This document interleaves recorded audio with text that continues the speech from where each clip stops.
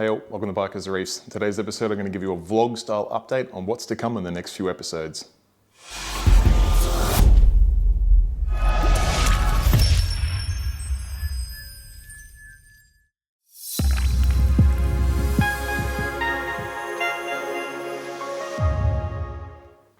Alright, thanks for joining me on this super quick vlog style update video. Just wanted to give you guys a bit of a heads up as to what's happening around here.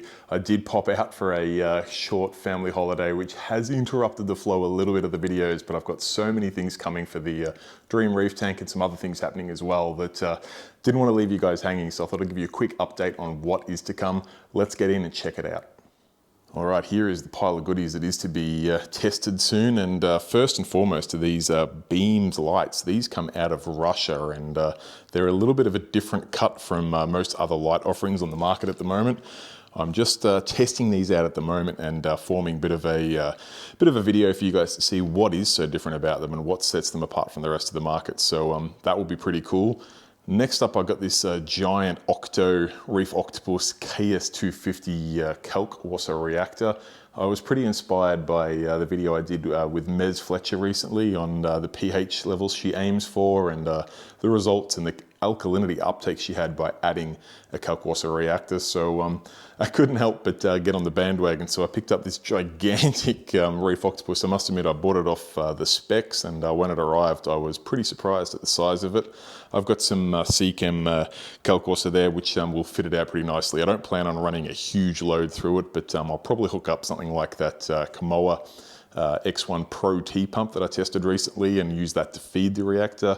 I've got an automated RO reservoir in the sump anyway, so that always has RO available. So I'll just put a few mill a minute, probably something like, I don't know, 10 mil a minute through it, and we'll see how we go with it.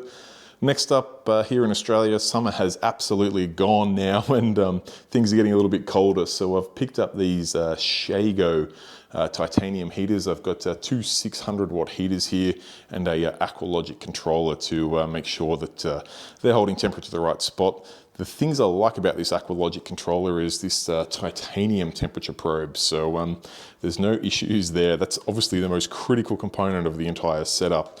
Obviously, good quality heaters are great, and a quality controller is important, but it all means nothing if your sensor's giving you dodgy signals. And yeah, this is good for full commercial quality stuff, and that'll do the job for me very nicely. But one other video, or one other piece of equipment I wanted to show you guys that I've got on loan at the moment is this here. It's the Mastertronic. I've been testing this guy out now for a couple weeks and just about finished the review. You'll see that video within the next week. It's been pretty cool, I must admit.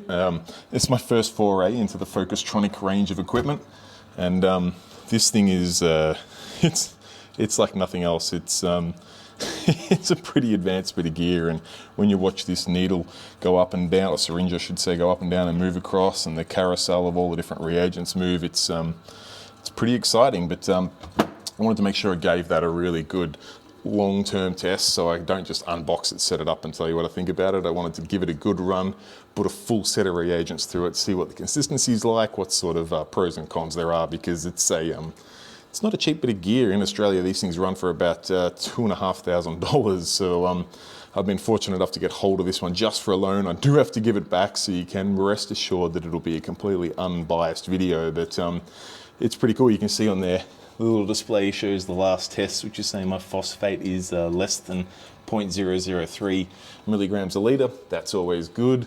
Other than that, I am actually looking to jump on over into the rest of the system here, which is a little messy at the moment because I've got these extra lines running for the Mastertronic, but I'm actually looking to take out this seeding media shortly, put a little bit of live rock in there and some keto or some other type of macroalgae, fit up my Kessel Fuselite to go in here, and we should be right to start growing some algae in there. My nutrients, despite the green sand, are actually staying really, really low. The phosphate and nitrates are almost undetectable, but I do have a little bit of, I don't know if it's just like a little diatom bloom, I'm pretty sure it is, or a little bit of green cyano or something on there.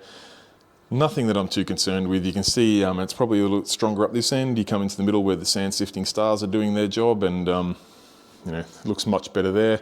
The rock itself is not really all that affected by it. Just a little bit up this end of the tank, which could be flow related, although you can see this gorgeous hammer here. This is straight off iPhone with no filters.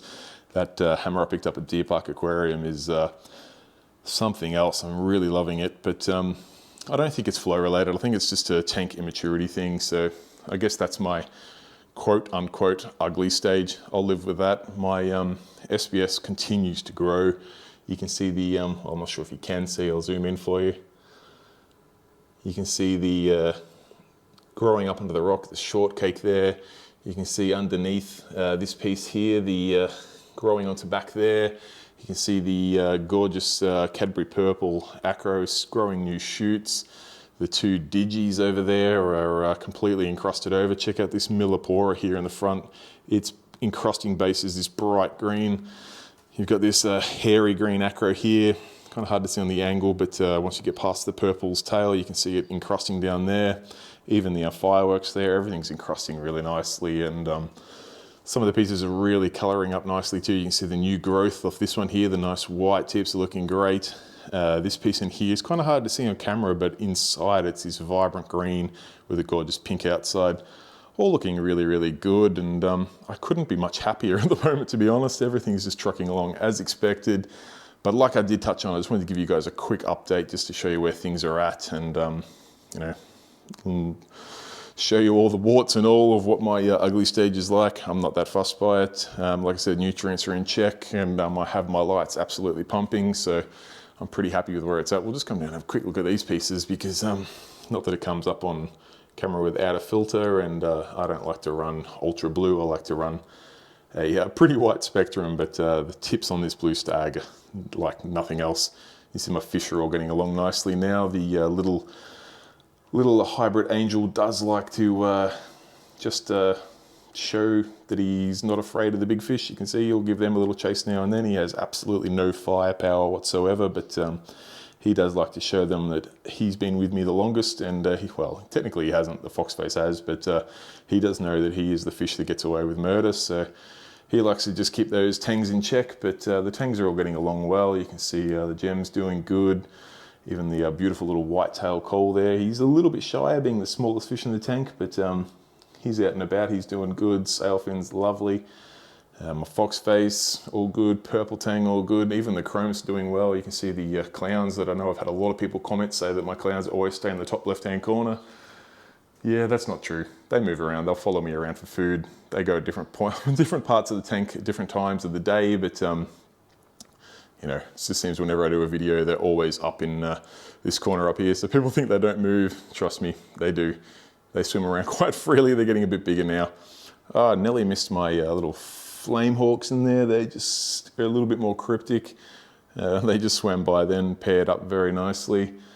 All in all, everything's running really well. Very, very happy. As soon as this green algae goes, I'll be even happier. But till then, guys, if you have any comments, questions, anything you want to see covered on any of those products I mentioned, we talked about the beams lights, we've got the Octo Kalk reactor, got the Shago heaters, the Mastertronic, and of course in the frag room, or the fish room I should say, I've got the Cade frag tank in there. I have some big news coming with that very, very soon. A completely crazy custom frag rack going in that, and once that's available, I can really go to town setting it up. I've got a big pile of Ecotech gear that I'm ready to load in there, and really looking forward to seeing what we can do with that gorgeous Cade system. All right, guys, I'll wrap it up there. Thank you again for watching. I will be in Deer Park Aquarium on Saturday, which for everyone from Melbourne, that is today. This video will go out Saturday morning. I'll be there. I'll be getting some footage because Dave there has been doing a heap of work in store and has really lifted the store up to another level again. So pretty keen to get some footage of all of the hardware changes in store, as well as some of the stock he has in, because he's got some cool stuff. Other than that, guys, till next time, stay safe, keep reefing. Bye.